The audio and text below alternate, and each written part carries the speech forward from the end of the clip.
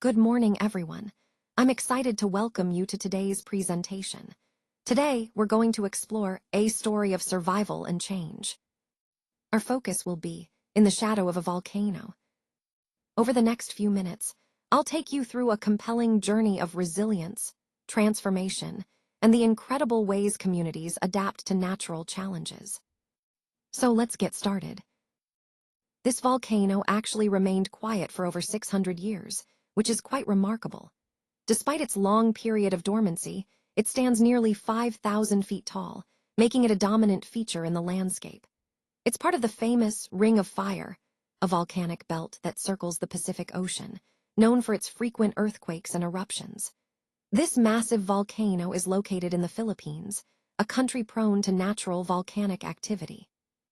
When we talk about Mount Pinatubo, we're really looking at a powerful natural feature with a significant history and impact. Its size, location, and activity connect to the broader theme of how these giants shape the Earth's surface and influence nearby communities.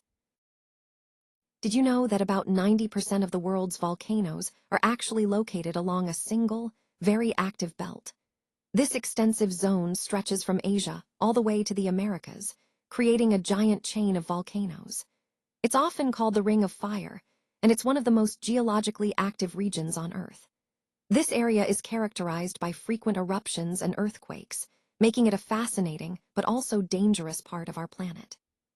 The Ring of Fire essentially encircles the Pacific Ocean, connecting many volcanic arcs and fault lines. Understanding this region helps us grasp how tectonic plate movements shape our world and influence natural disasters. So, as we explore the dynamics of Earth's geology, keep in mind how central the Ring of Fire is to global volcanic activity. Growing up, I was raised with a deep respect for nature and our community. The Ida tribe, to us, the mountain wasn't just a place to live, it was a protector. We believed that the mountain shielded us from harm and kept us safe. Our lives were intertwined with the lush vegetation around us and the sparkling streams that provided for our needs. Today, I want to introduce you to a 12-year-old Ida boy living on these mountain slopes.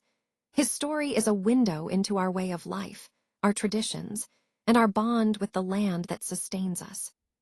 And now, I'd like you to meet Datu, our leader, our guardian, and a symbol of our community's strength and resilience. It was starting to feel like home. As I settled into this new environment, I realized it wasn't just a temporary place anymore. There were schools, shops, and even a golf course nearby, which made everything more convenient and familiar. My father was a U.S. military officer, so we moved around a lot, but this place, Clark Air Base, felt special.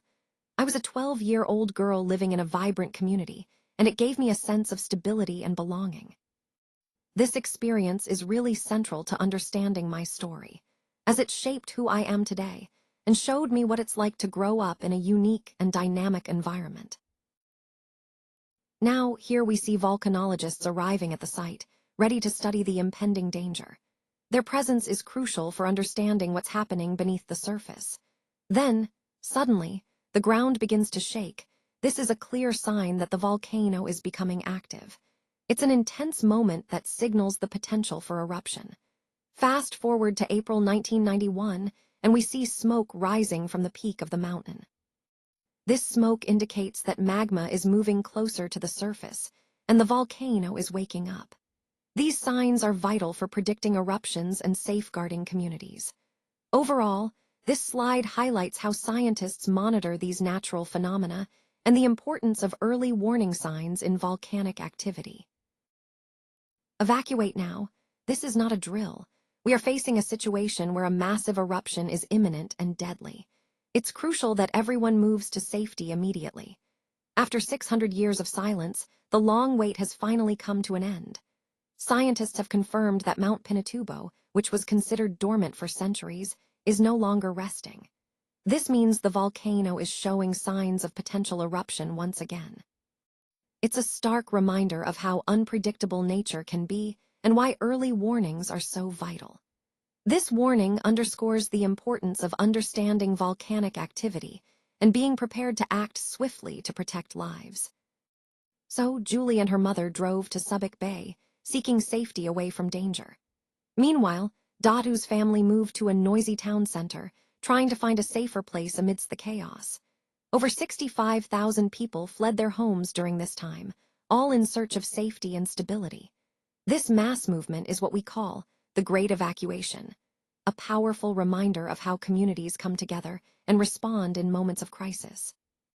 It really highlights the resilience and the urgent need for safety during difficult times, which ties into our overall theme of community strength and survival.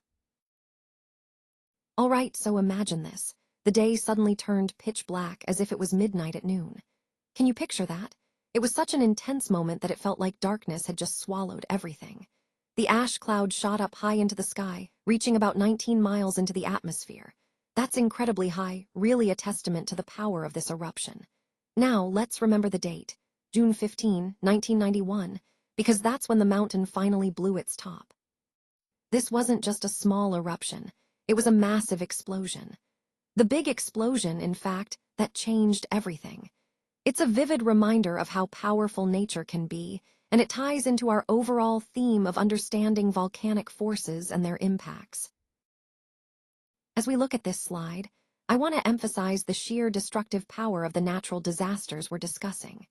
The roofs of homes and buildings were simply overwhelmed and collapsed under the weight of the heavy mud, which shows just how intense the mud's accumulation was. This wasn't just a minor inconvenience. It led to significant structural failures. Homes, bridges, and fields, these vital parts of daily life, were lost, illustrating the widespread destruction caused by these events. The term lahars refers to deadly volcanic mudflows that bury everything in their path. Think of them as destructive rivers of mud and debris that rush down the slopes at terrifying speeds. They're incredibly dangerous because they can bury entire communities in moments. Now combine this with the heavy rains of the typhoon, which didn't just bring water but mixed with falling ash from nearby eruptions. This mixture created what we call a mud storm, an intense, turbulent, and destructive event. The storm's power was amplified by the combined forces of water, ash, and mud, making recovery even more challenging. All of these elements, collapsed roofs, lost structures, deadly lahars, and the chaotic mud storm, highlight the devastating impact of these combined natural forces. It's a reminder of how vulnerable our communities can be when multiple disasters strike simultaneously, and it underscores the importance of preparedness and resilience in the face of such powerful natural phenomena. Now, as we look at this slide, it's important to recognize how government workers and military families played a crucial role in helping everyone start to rebuild their lives after the disaster. Their dedication and hard work made a real difference in the recovery process. At the center of this scene, you see Dadu and Julie locking eyes. This moment symbolizes the meeting of two worlds, those affected by the tragedy and the responders who came to help. It reminds us that even in the darkest times, human connection and compassion are powerful forces. Many people lost their homes, which was a devastating blow. However, thanks to the swift evacuation efforts, thousands of lives were saved. This highlights the importance of preparedness and quick action in saving lives during such emergencies. Overall, this part of the story underscores how community resilience and coordinated efforts can lead to recovery and hope after a disaster. It's a testament to the strength of people coming together to rebuild not just structures, but also their lives and their communities. Maybe one day, I will return. This line really captures the hope and resilience that carried us through the toughest times. Even though life was changed forever, we held onto that strong sense of hope that things could get better. Dadu started school, which was a huge step forward for him and his family, symbolizing a new beginning and a chance for a fresh start. And as they moved forward, they began farming new land, rebuilding their lives piece by piece. This slide really highlights the theme of resilience and renewal, showing that even after great hardship, hope and new beginnings can emerge. It's a message that no matter how difficult the journey, there's always a possibility for a brighter future.